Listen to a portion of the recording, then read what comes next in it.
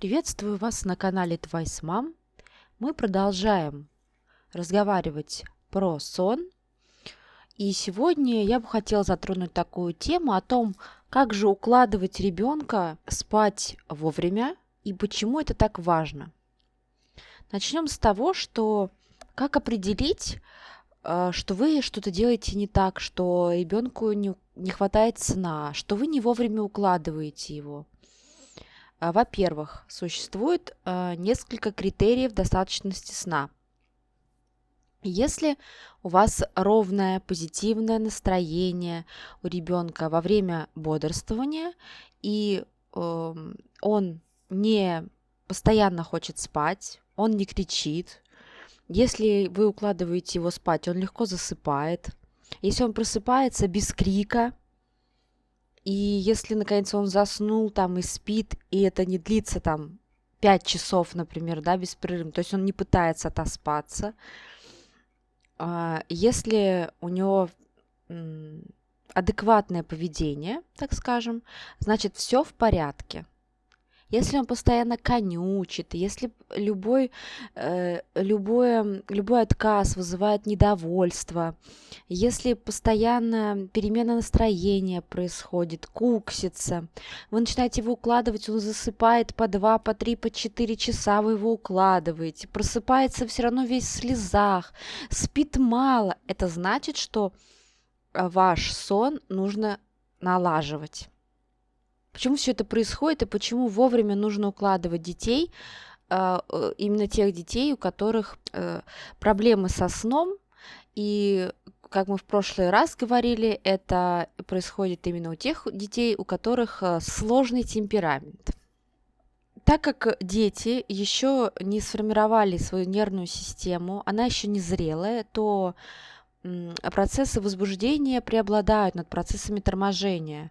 Это, в принципе, у всех детей так, у всех детей незрелое, но особенно ярко выражено это у чувствительных детей и у детей с легко возбудимой нервной системой.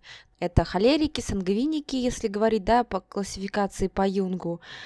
У флегматиков и меланхоликов, как правило, не бывает таких проблем, или они встречаются только в определенные периоды роста. Обычно делится 50 на 50. 50% детей такие, спокойные, грубо говоря, и 50 легко возбудимые. Поэтому мы сейчас говорим о тех детей, у которых проблемы со сном. То есть вот эти вот процессы незрелой нервной системы, они выражены более ярко, они не гасятся, ребенок сам не может с ними справиться, и он просит помощь извне. Соответственно, у него и проблем-то больше. Поэтому нам нужно работать с этими детьми еще больше. То есть, если у вас такой ребенок, вам нужно учить его спать. Это тоже навык. Это не просто так родился, и он прям все умеет. Нужно учить таких детей спать. Нужно учить таких детей успокаиваться. Нужно контролировать режим у этих детей. Нужно четко следить за их эмоциональной нагрузкой. Это более сложный вариант, так скажем, но это нужно для того, чтобы было проще. Такой парадокс. Система нервная возбуждается, и в этом возбуждении вы начинаете ребенка укладывать. Конечно же, он не уснет. Он переходит период, когда он, так скажем, мог бы уснуть. Вы его не укладываете или укладываете, но не можете. Переутомление нарастает, раздражение нервной системы нарастает. Даже если он уснул, то вот это напряжение в нервной системе, оно все равно осталось, оно все равно действует. Ребенок не, так скажем, не отдыхает полноценно, и при любой смене фаз сна он просыпается. На химическом уровне это происходит потому, что система думает, что это форс-мажор, вообще организм человека думает, что это форс-мажор, и выбрасывает в кровь достаточное количество адреналина. И пока весь этот адреналин не уйдет из крови, ребенок будет находиться в возбуждении, он уснуть не сможет. Если спит, то тоже в этом возбуждении, оно никуда не девается. Адреналин выбрасывается для того, чтобы ребенок смог продолжать бодрствовать, чтобы ему хватило энергии дальше не спать. Таким образом, захотел спать. Самое лучшее укладывание, время лучшего укладывания называется окно в сон. Его пропустили. Дальше адреналин. Опять напряжение системы растет, перевозбуждение, раздражение. Уложить не можете вы, укладывайте по 2 часа, потому что он весь в адреналине. Что нужно делать для того, чтобы поймать это окно в сон? Нужно отслеживать признаки усталости. Они у каждого ребенка разные, достаточно индивидуальные. Например, потер ухо, почесал нос, потер глаза, позевал. Но зевота такая вещь, она может быть признаком не усталости, а скуки. Для этого очень хороший тест, просто сменить род деятельности. Если бросил новую деятельность, значит, действительно, признаки усталости нужно укладывать. Если заинтересовался новой деятельностью, значит, просто скука была. Если появились первые признаки усталости, нужно сразу идти укладывать, чтобы попасть в окно в сон. Если пропустили, то, соответственно, будет уже перевозбуждение, переутомление. Признаки усталости – это не только вообще индивидуальная особенность каждого ребенка. Они меняются с течением времени, по мере взросления детей. Что нужно сделать? Вот вы берете таблицу, ссылка в описании, время бодрствования согласно вашему возрасту. Например, 3 месяца ребенку. У вас время бодрствования ориентировочно 1,5 часа. Время бодрствования, внимание, это не от момента пробуждения до момента укладывания, это от момента, как открыл глазки со сна, до момента, как он уже спит, именно закрыл глаза и спит. То есть нужно укладывать раньше для того, чтобы заложить некий гэп на время укладывания, да? Поэтому вот в 3 месяца ориентировочно время бодрствования будет 1,5 часа. Это 4 дневных сна. Вы примерно где-то через час, да, после того, как он проснулся со сна, вы смотрите и записываете все, что происходит. Когда потер глазки, когда начал вот кулачком в лицо тереть, когда там ушко, когда... Ну, у малыша это проще гораздо все. И тогда вы поймете, что действительно является признаками усталости, а что является признаками переутомления уже. Если ребенок заплакал, если он уже орет, значит, вы уже окно в сон пропустили. Это значит, что уже раздражение нервной системы такое, что он просто горланит. Таким образом, что, например, вот я делала, когда только начинала работать с проблемой сна? Я взяла таблицу, у меня ребенку было 7 месяцев.